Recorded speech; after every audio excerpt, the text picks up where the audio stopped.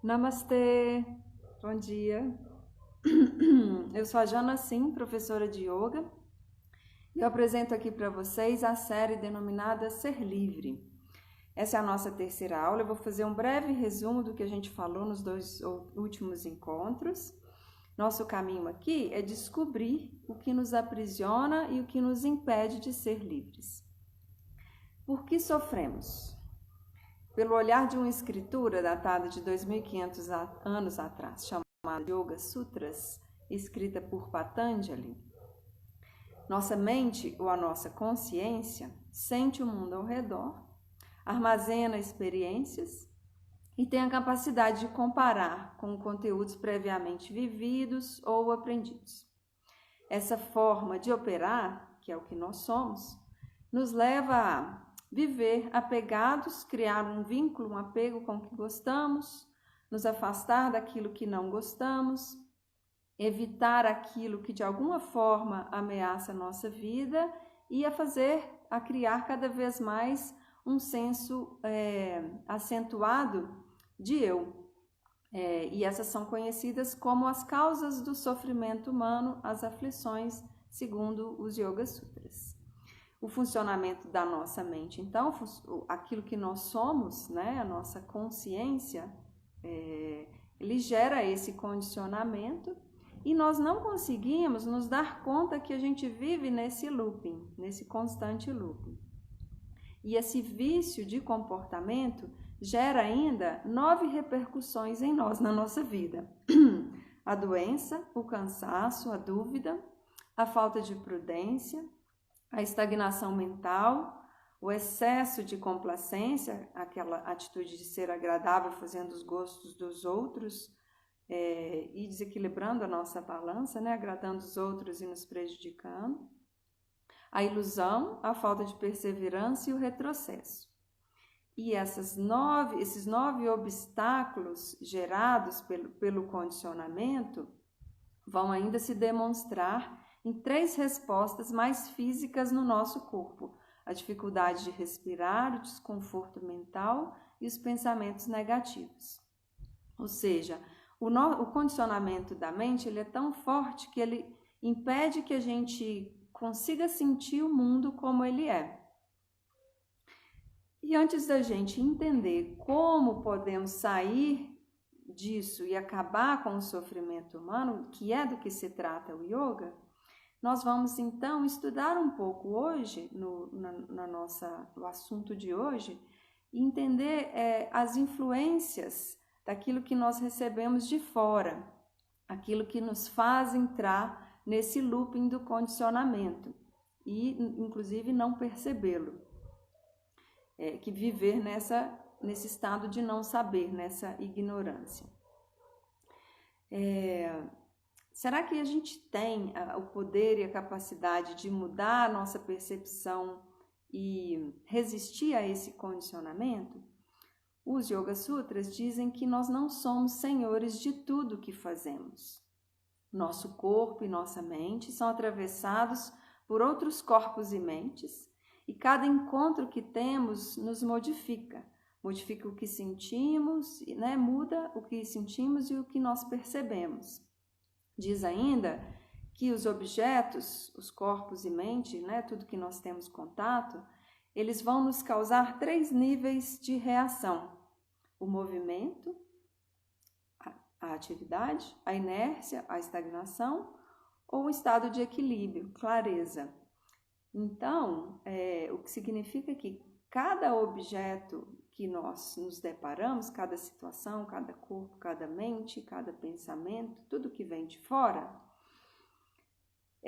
nós temos uma percepção do objeto de acordo com o conteúdo do que temos dentro. Então, ao termos contato com cada uma dessas situações, temos uma quantidade de conteúdo aqui dentro que reage, cria uma opinião, uma resposta, uma ação baseada nas memórias, nas situações que nós vivemos. Como estamos condicionados por esse conteúdo aqui, esse turbilhão aqui dentro, nós atribuímos geralmente ao objeto a causa da nossa alegria ou tristeza, porque nós associamos o objeto com algo que já temos previamente aqui dentro. E significa que vai fazer com que a gente repita aqueles comportamentos que eu citei lá em cima, que são a causa do sofrimento. Vamos viver apegados, ou aversivos, ou com medo de morrer, ou orgulhosos. E isso tudo nos leva a uma compreensão errônea da vida. Então, no dia a dia, na nossa vida, não percebemos os objetos como eles são. Nós percebemos os objetos como nós os sentimos. E se nós não estamos conscientes das situações, dos corpos e mente como eles são, nós não temos controle da nossa ação e, naturalmente, também não vamos ter controle das nossas reações, que podem acontecer conscientes ou inconscientes, que é, inclusive, denominada karma pela própria filosofia, pelo próprio Yoga Sutra. Então, como que a gente pode lidar com isso? E aí que entra realmente a filosofia do yoga. E aí que entra o porquê de fazer o yoga, e aí que entra o motivo de eu estar aqui fazendo essas conversas com vocês, para mostrar, né, que o yoga é muito além de uma prática física. Então, como podemos fazer isso? Focando a atenção em um objeto de cada vez, observando como cada objeto nos atinge, o que faz com que a gente diminua a nossa distração, porque não tem como a gente observar tudo que nos afeta, mas a gente observa um de cada vez, a gente aumenta a nossa atenção, diminuindo a nossa distração. Esses momentos de silêncio, de recolhimento, eles vão nos levar a reagir de uma forma mais adequada, porque a gente vai ter tempo de amadurecer, de refletir e observar o impacto de cada situação, corpo, pessoa em nós. Como, por exemplo, uma situação difícil pode trazer uma dor no estômago, pode trazer uma dor no peito, pode trazer um calafrio, e na nossa mente pode provocar um turbilhão de pensamentos. Essa observação, então, passiva do mundo, essa forma de focar a atenção em um objeto, de interiorizar, vai nos mostrar, né, e nos desvendar como esse objeto está nos afetando.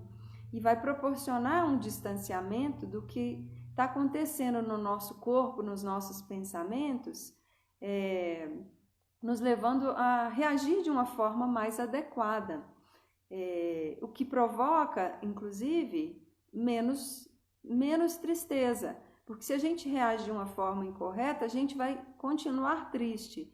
E se a gente consegue reagir de uma forma mais adequada, a gente pode trazer mais momentos alegres e menos momentos de dor. E quanto mais a gente treina essa atenção, mais essa reação, essa observação do mundo se torna intuitiva. E a gente provoca mais momentos alegres. Não quer dizer que os momentos de tristeza não vão existir, mas quando os momentos de tristeza, a gente se deparar com momentos de tristeza, eles vão reverberar por menos tempo em nosso corpo e em nossa mente. E nesse ponto, os Yoga Sutras, né, dizem que explicam os objetos, assim como ele mostrou que cada objeto tem a capacidade de gerar 3 tipos de reações em nós. Ele conta, né, que os objetos só existem, são só objetos, né? Existem exatamente para a gente conseguir fazer essa distinção do que eles são e do que nós somos, para nos percebermos, para percebermos que nós somos uma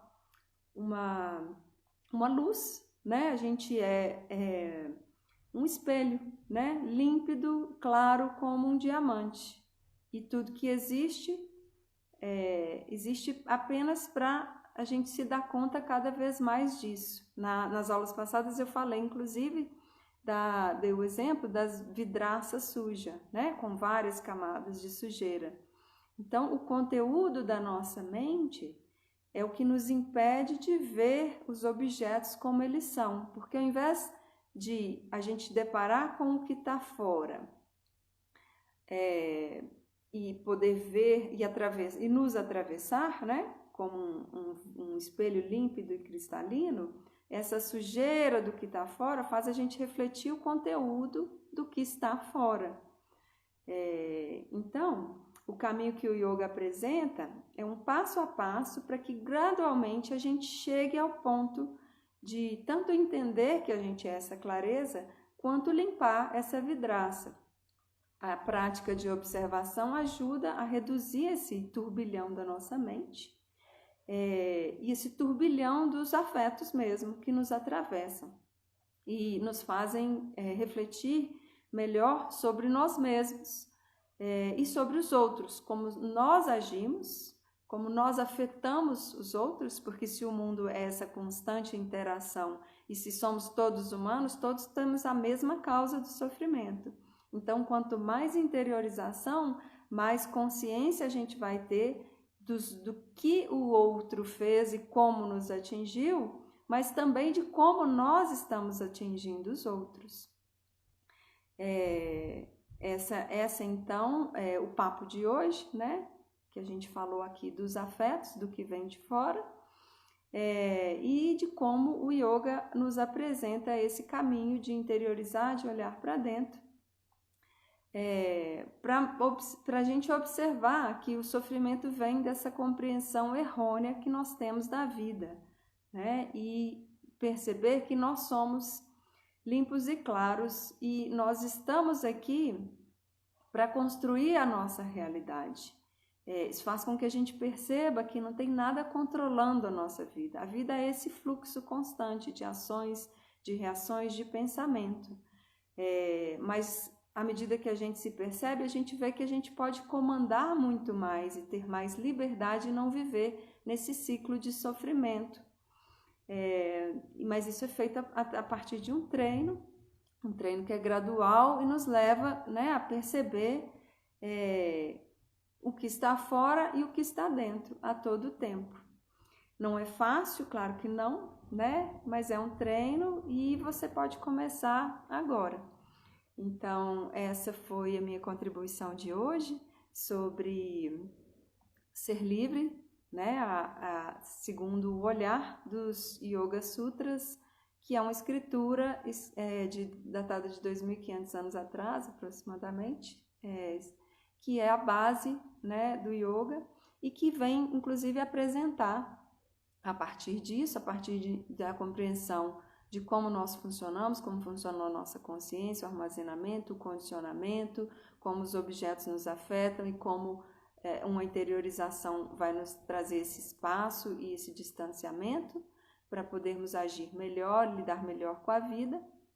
Ela vai apresentar um caminho de 8 etapas, 8 passos, que gradualmente nos leva a encontrar mais assento nesse lugar de clareza. E dentro desse caminho, desses 8 passos, estão as práticas físicas que você conhece, que você vê pela internet, pelo Instagram, ou você que já pratica o yoga, as posturas físicas, as técnicas de respiração e a meditação propriamente dita.